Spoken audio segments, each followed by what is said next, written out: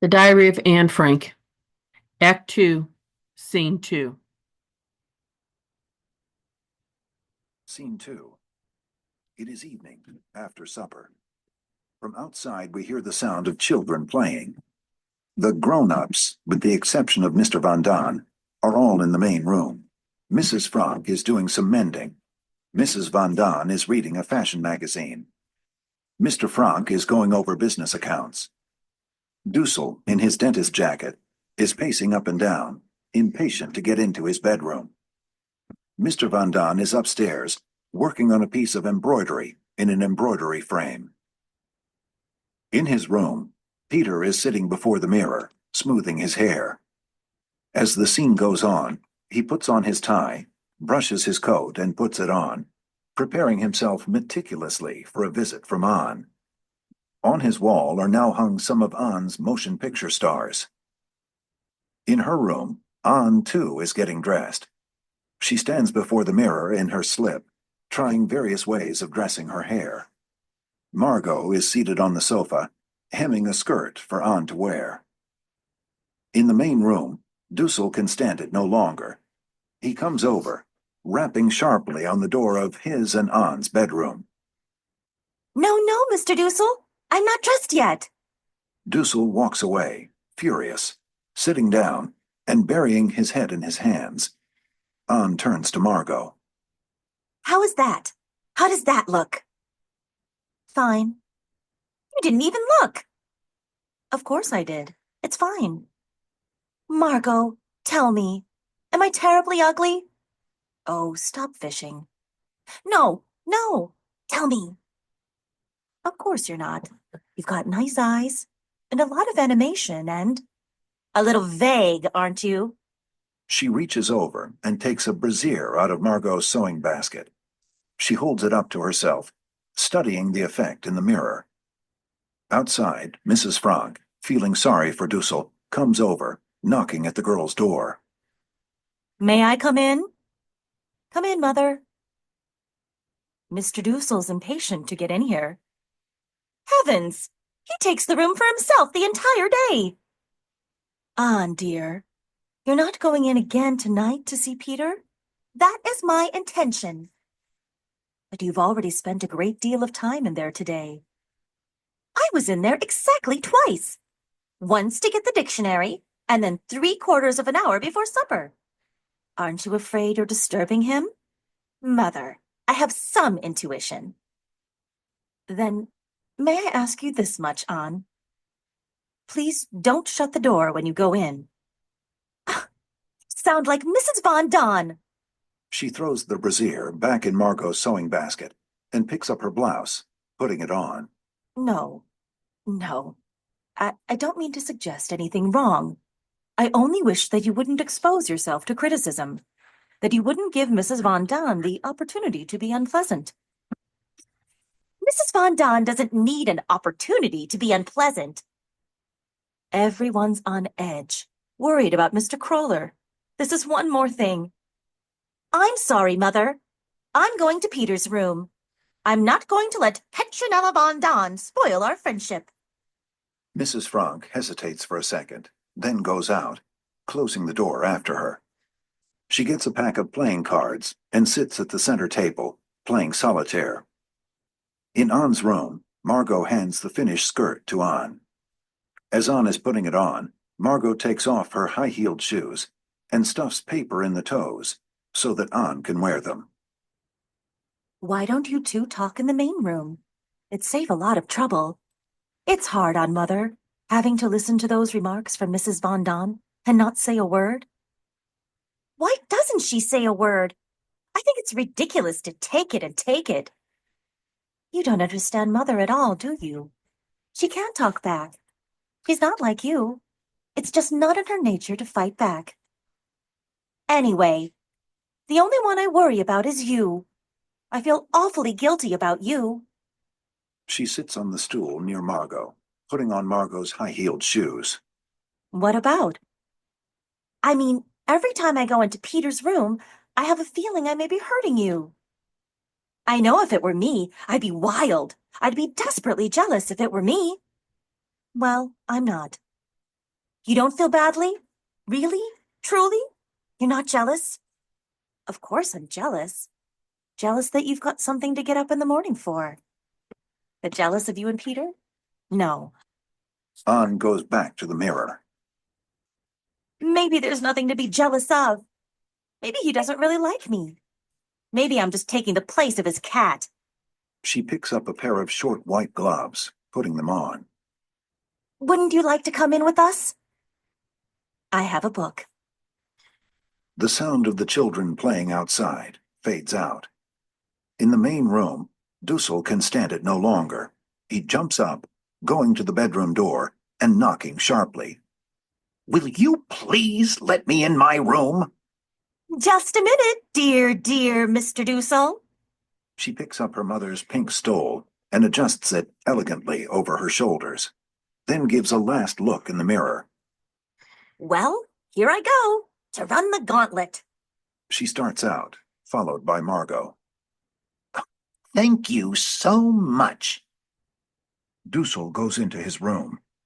An goes toward Peter's room, passing Mrs. Van Daan and her parents at the center table. My God, look at her. An pays no attention. She knocks at Peter's door. I don't know what good it is to have a son. I never see him. He wouldn't care if I killed myself. Peter opens the door and stands aside for An to come in. Just a minute, An. She goes to them at the door. I'd like to say a few words to my son. Do you mind? Peter and An stand waiting. Peter, I don't want you staying up till all hours tonight. You've got to have your sleep. You're a growing boy. You hear? An won't stay late. She's going to bed promptly at 9. Aren't you, An? Yes, Mother. May we go now? Oh, are you asking me? I didn't know I had anything to say about it. Listen for the chimes, An dear. The two young people go off into Peter's room, shutting the door after them. In my day, it was the boys who called on the girls, not the girls on the boys. You know how young people like to feel that they have secrets. Peter's room is the only place where they can talk. Talk? That's not what they called it when I was young. Mrs. Van Daan goes off to the bathroom. Margot settles down to read her book. Mr. Frank puts his papers away and brings a chess game to the center table. He and Mrs. Frank start to play. In Peter's room, An speaks to Peter, indignant, humiliated. Aren't they awful? Aren't they impossible? Treating us as if we were still in the nursery. She sits on the cot. Peter gets a bottle of pop and 2 glasses. "Don't let it bother you. It doesn't bother me." I suppose you can't really blame them. They think back to what they were like at our age. They don't realize how much more advanced we are. When you think what wonderful discussions we've had. Oh, I forgot. I was going to bring you some more pictures. "Oh, these are fine, thanks." Don't you want some more? Meep just brought me some new ones. "Maybe later." He gives her a glass of pop and, taking some for himself, sits down facing her, looking up at one of the photographs. I remember when I got that. I won it. I bet Yopi that I could eat 5 ice cream cones. We'd all been playing ping pong. We used to have heavenly times. We'd finish up with ice cream at the Delphi, or the Oasis, where Jews were allowed.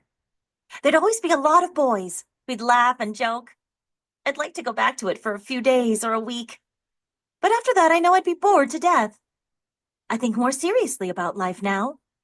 I want to be a journalist. Or something. I love to write. What do you want to do?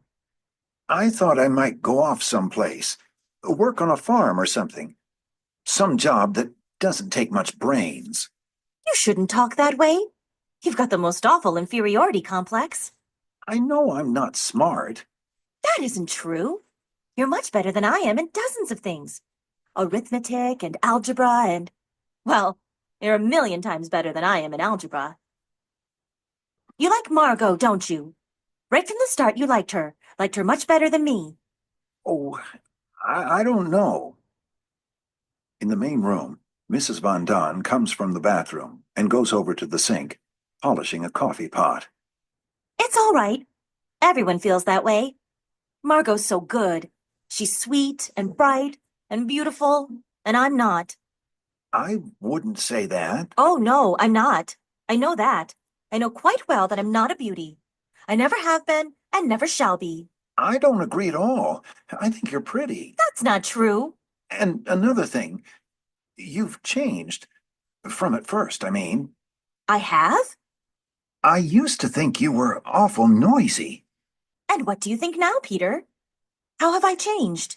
Well, you're quieter. In his room, Dussel takes his pajamas and toilet articles and goes into the bathroom to change. I'm glad you don't just hate me. I never said that. I bet when you get out of here, you'll never think of me again. Well, that's crazy. When you get back with all of your friends, you're going to say, "Now, what did I ever see in that Mrs. Quack Quack?" I haven't got any friends. Oh, Peter, of course you have. Everyone has friends. Not me. I don't want any. I get along all right without them. Does that mean you can get along without me? I think of myself as your friend. No. If they were all like you, it'd be different. He takes the glasses and the bottle and puts them away. There is a second's silence, and then Anne speaks, hesitantly, shyly. Peter, did you ever kiss a girl? Yes, once. That picture's crooked. Peter goes over, straightening the photograph. Was she pretty? Huh? The girl that you kissed. I don't know. I was blindfolded. It was at a party. One of those kissing games. Oh, I don't suppose that really counts, does it? It didn't with me. I've been kissed twice. Once a man I'd never seen before kissed me on the cheek when he picked me up off the ice and I was crying. And the other was Mr. Coophouse, a friend of Father's who kissed my hand. You wouldn't say those counted, would you? I wouldn't say so. I know almost for certain that Margot would never kiss anyone unless she was engaged to them. And I'm sure, too, that Mother never touched a man before Pim. But I don't know. Things are so different now. What do you think? Do you think a girl shouldn't kiss anyone except if she's engaged or something? It's so hard to try to think what to do when here we are with the whole world falling around our ears and you think, well, you don't know what's going to happen tomorrow and what do you think? I suppose it'd depend on the girl. Some girls, anything they do's wrong, but others, well, it wouldn't necessarily be wrong with them. The carillon starts to strike 9 o'clock. I've always thought that when two people— 9 o'clock. I have to go. That's right. Without moving. Good night. There is a second's pause. Then Peter gets up and moves toward the door. You won't let them stop you coming? No. She rises and starts for the door. Sometime I might bring my diary. There are so many things in it that I want to talk over with you. There's a lot about you. What kind of things? I wouldn't want you to see some of it. I thought you were a nothing. Just the way you thought about me. Did you change your mind? The way I changed my mind about you? Well, you'll see. For a second, Anne stands looking up at Peter, longing for him to kiss her. As he makes no move, she turns away. Then, suddenly, Peter grabs her awkwardly in his arms, kissing her on the cheek. Anne walks out, dazed. She stands for a minute, her back to the people in the main room. As she regains her poise, she goes to her mother and father and Margot, silently kissing them. They murmur their good nights to her. As she is about to open her bedroom door, she catches sight of Mrs. Von Don. She goes quickly to her, taking her face in her hands and kissing her first on one cheek and then on the other. Then she hurries off into her room. Mrs. Von Don looks after her and then looks over at Peter's room. Her suspicions are confirmed. Aha! The lights dim out. The curtain falls on the scene. In the darkness, An's voice comes faintly at first, and then with growing strength. By this time, we all know each other so well that if anyone starts to tell a story, the rest can finish it for him. We're having to cut down still further on our meals. What makes it worse, the rats have been at work again. They've carried off some of our precious food. Even Mr. Dussel wishes now that Mushi was here. Thursday, the 20th of April, 1944. Invasion fever is mounting every day. Miep tells us that people outside talk of nothing else. For myself, life has become much more pleasant. I often go to Peter's room after supper. Oh, don't think I'm in love, because I'm not. But it does make life more bearable to have someone with whom you can exchange views. No more tonight. P.S. I must be honest. I must confess that I actually live for the next meeting. Is there anything lovelier than to sit under the skylight and feel the sun on your cheeks and have a darling boy in your arms?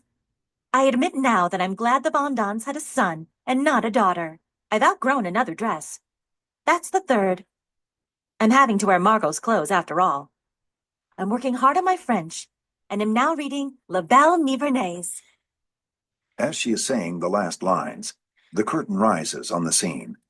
The lights dim on as An's voice fades out.